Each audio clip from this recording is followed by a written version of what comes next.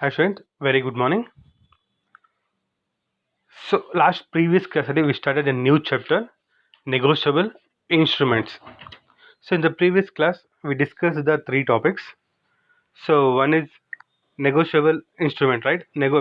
Introduction of negotiable instrument and meaning and also features of negotiable instruments. We discussed the last three topics. So the negotiable instrument means negotiable means transferable. So instrument means written document. So ಈ topics ಎಲ್ಲ ನೋಡಿದ್ದೀವಲ್ವಾ. Negotiable ಅಂದರೆ so transferable means one person to another ಪರ್ಸನ್ಗೆ ಈಸಿಯಾಗಿ ನಾವು transferable ಮಾಡ್ಬೋದು ಅಂತ.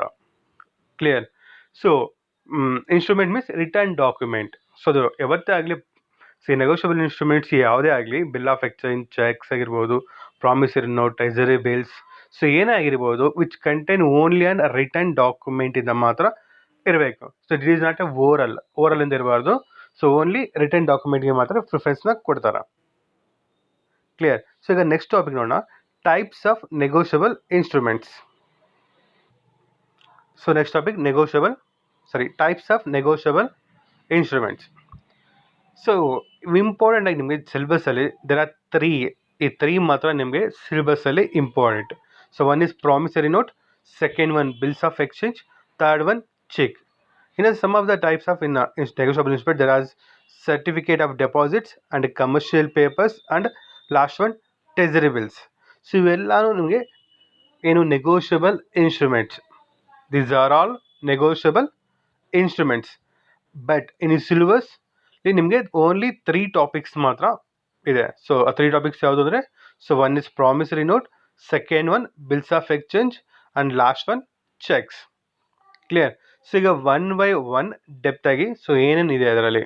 So meaning of promissory note and features. So bills of exchange ಅಲ್ಲಿ ಸೇಮ್ ಟಾಪಿಕ್ ಅಂಡ್ ಚೆಕ್ಸ್ ಅಲ್ಲಿ so meaning and types of cheques ಬರುತ್ತೆ. ಇಲ್ಲಿ ಚೆಕ್ಸ್ ಅಲ್ಲಿ ಟೈಪ್ಸ್ ಆಫ್ ಚೆಕ್ಸ್ ಬರುತ್ತೆ. ಸೊ ಡಿಟೇಲ್ ಆಗಿ ಒನ್ ಬೈ ಒನ್ ನೋಡ್ಕೊಂಡು ಹೋಗೋಣ.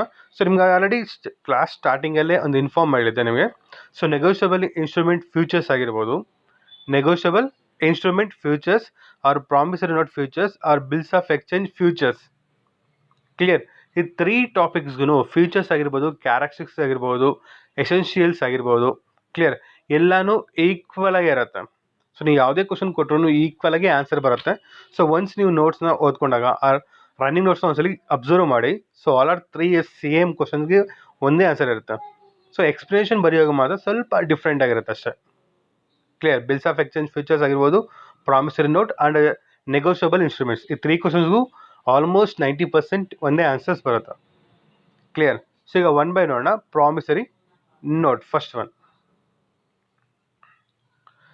So a promissory note meaning, a promissory note is an instrument in writing containing an unconditional undertaking.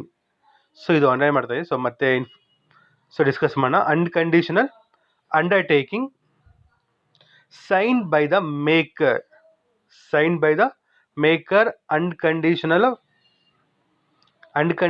undertaking signed by the maker to pay a certain sum of money only to or the order of a certain or to the barrier of the instrument.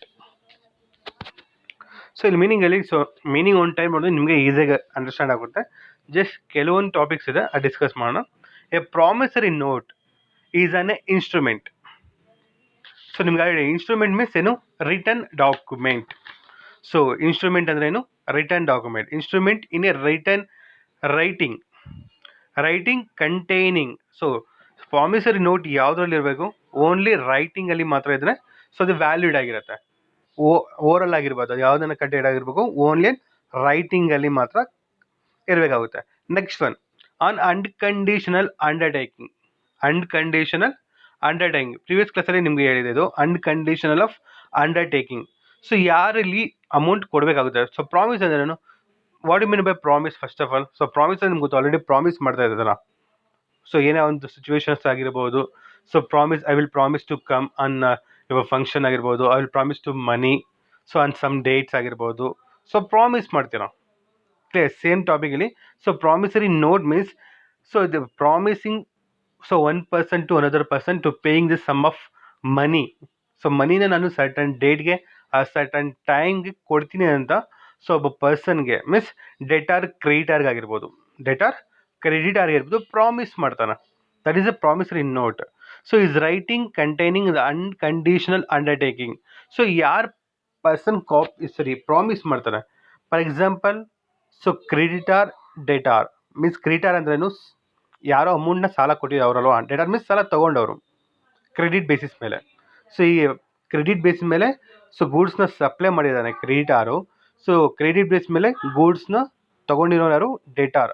So debtor ಏನು ಮಾಡ್ತಾನೆ, so promise ಮಾಡ್ತಾನೆ. Promise ಮಾಡುವಾಗ unconditional undertaking. So unconditional undertaking ಅಂದರೆ so ಯಾವುದೇ ರೀತಿ ಕೊಡ್ದಿರಾ, so unconditional ಆಗಿ undertaking ಅಂದರೆ certain time, ಯಾವ ಟೈಮ್ ಡೇಟ್ ಫಿಕ್ಸ್ ಮಾಡಿರ್ತಾರೋ ಟೈಮ್ಗೆ ವಿತಿನ್ ಟೈಮ್ ಪೀರಿಯಡಲ್ಲಿ ಅಮೌಂಟ್ನ ರೀಪೇಮೆಂಟ್ ಮಾಡಬೇಕಾಗುತ್ತೆ ಕ್ರೆಡಿಟಾರ್ಗೆ. ಕ್ಲಿಯರ್.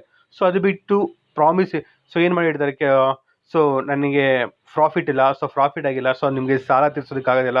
ಸೊ ಇಲ್ಲಾಂದರೆ ಫಾರ್ ಎಕ್ಸಾಂಪಲ್ ಸೊ ನನಗೆ ಯಾವುದೇ ಬಿಸ್ನೆಸ್ಸಲ್ಲಿ ಲಾಸ್ ಆಗಿದೆ. ಕ್ಲಿಯರ್. ಇಲ್ಲಾಂದರೆ ಸೊ ನನಗೆ ಮಳೆ ಬಂದರೆ ಅಗ್ರಿಕಲ್ಚರ್ ಮಾಡೋದಕ್ಕೆ ಆಗೋದು, ಸೊ ಮಳೆ ಬಂದಿಲ್ಲ, ಸೊ ನನ್ನ ಅಮೌಂಟ್ನ ಪೇ ಮಾಡೋದಕ್ಕಾಗಲ್ಲ. ಎಕ್ಸಾಂಪಲ್ಸ್. ಇಲ್ಲಾಂದರೆ ಸೊ ಕಾಮನ್ ಆಗಿ ನೀವು ಬೆಟ್ಟಿಂಗ್ಸ್ ನೋಡ್ತಾ ಇರ್ತೀರ, ಮ್ಯಾಚ್ ಬೆಟ್ಟಿಂಗ್ಸ್. ಸೊ ನಾನು ಮ್ಯಾಚ್ ಬೆಟ್ಟಿಂಗ್ ಆಡ್ತೀನಿ, ಸೊ ವಿನ್ ಆದರೆ ಮಾತ್ರ ನಿನ್ಗೆ ಅಮೌಂಟ್ ಕೊಡ್ತೀನಿ, ಸೊ ಲಾಸ್ ಆದರೆ ನಿಂಗೆ ಕೊಡೋದಿಲ್ಲ. ಸೊ ಈ ಥರ ಎಲ್ಲ ಹೇಳ್ದಿರಾ, ಈ ಥರ ಎಲ್ಲನೂ ಸಿಲಿ ರೀಸನ್ಸ್ ಕೊಡ್ತೀರಾ, ಅನ್ಕಂಡೀಷನಲ್ ಅಂಡರ್ಟೇಕಿಂಗ್. ಕ್ಲಿಯರ್. ಸೊ ಅದರ ಹೇಳಿ sign by the maker. Sign by the maker. Maker means who given the promise. Promise ಯಾರು ಮಾಡ್ತಾರೆ, so is a person maker. ಆ ಪರ್ಸನ್ ಅಂತೀವಿ maker. To pay the certain sum of money only. So meaning ಏನು ತುಂಬ easy ಆಗಿದೆ, so ಈಸಿಯಾಗಿ ಓದ್ಕೊಳ್ಳಿ. So meaning, so ಇಲ್ಲಿ ಇಂಪಾರ್ಟೆಂಟ್ ಪಾಯಿಂಟ್ಸ್ ಬಂದು ಇನ್ಸ್ಟ್ರೂಮೆಂಟ್ಸ್ ಮೀನ್ಸ್ ರೈಟಿಂಗಲ್ಲಿ ಕಂಟೆಂಟ್ ಆಗಿರಬೇಕು. That is not a oral. Unconditional of undertaking ಅಂದರೆ ಸೊ ಯಾವುದೇ ರೀತಿ ಸಿಲಿ ರೀಸನ್ಸ್ ಏನು ಕೊಡ್ದಿರಾ, ಸೊ ವಿತಿನ್ ದ ಟೈಮ್ ಪೀರಿಯಡಲ್ಲಿ, ವಿತಿನ್ ದ ಡೇಟ್ ಪೀರಿಯಡಲ್ಲಿ ಅಮೌಂಟನ್ನು ಪೇ ಮಾಡಬೇಕಾಗುತ್ತೆ. Sign by the maker. So maker ಯಾರು ಅಂತ ಸೊ ಈಗ ನೆಕ್ಸ್ಟ್ ಟಾಪಿಕ್ ನೋಡೋಣ. ಕ್ಲಿಯರ್. ಸೊ ಇದು meaning of promissory note. So next topic,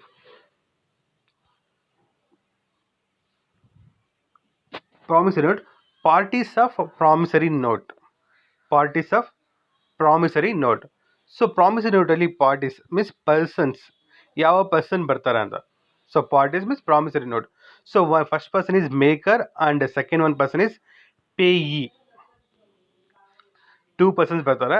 one is maker, second one is payee. Clear. Maker.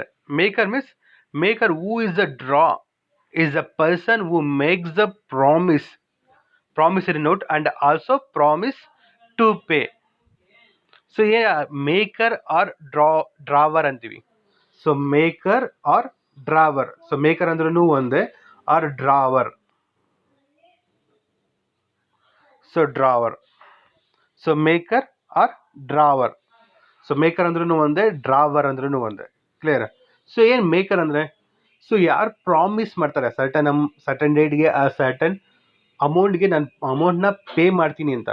So ಆ person ಏನಂತೀವಿ maker or drawer. Maker or drawer ಅಂತೀವಿ ಆ person. Next payee. Who is the person payee? So payee is a person for whom the promissory note is drawn or finally who receive the amount. Finally who receive the amount is, ಆ person ಏನಂತೀವಿ ಪೇಯಿ ಅಂತೀವಿ. Clear. So simple ಆಗಿ ಅರ್ಥ ಮಾಡ್ಕೊಳ್ಳಿ. Maker ಅಂದರೆ ಸಾಲನ ಯಾರು ತಗೊಂಡಿರ್ತಾರೆ, ಸಾಲ ತಗೊಂಡಿರ್ತಾರಲ್ವಾ, ಸಾಲ ತಗೊಂಡಿರೋ ಪರ್ಸನ್ನ ಮೇಕರ್ ಅಂತೀವಿ.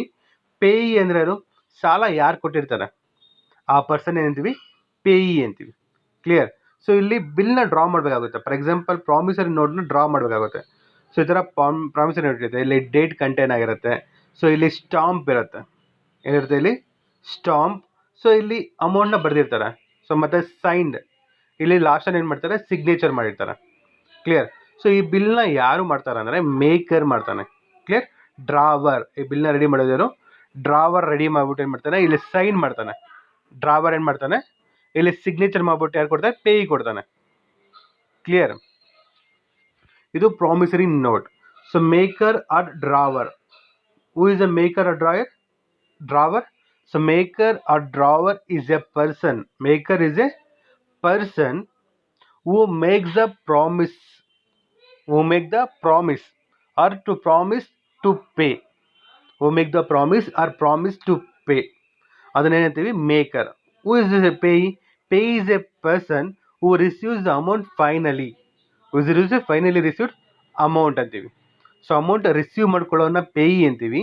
ಮೇಕರ್ ಅಂದ್ರೆ ಅದು, ಸೊ ಅಮೌಂಟ್ನ ಕೊಡೋನು, ಅದೇ ಸಾಲ ತಗೊಂಡವನ್ನ ಮೇಕರ್ ಅಂತೀವಿ. Clear? Next one, features or cashes or essentials ಅಂತೀವಿ. ಸೊ ಏನಿದೆ ಫ್ಯೂಚರ್ಸ್, ಏನಿದೆ promissory note. Features of promissory note. So first one, instrument in writing. So already ನಾವು ಮೀನಿಂಗಲ್ಲಿ ಡಿಸ್ಕಸ್ ಮಾಡಿದ್ದೀವಿ. The promissory note must be in writing. Okay, it is not containing the oral contain ಅದು valueless ಆಗಿರುತ್ತೆ. Clear? Only instrument promissory note is contained only in writing format only. That is called instrument in writing. Second one, undertaking. Undertaking to pay.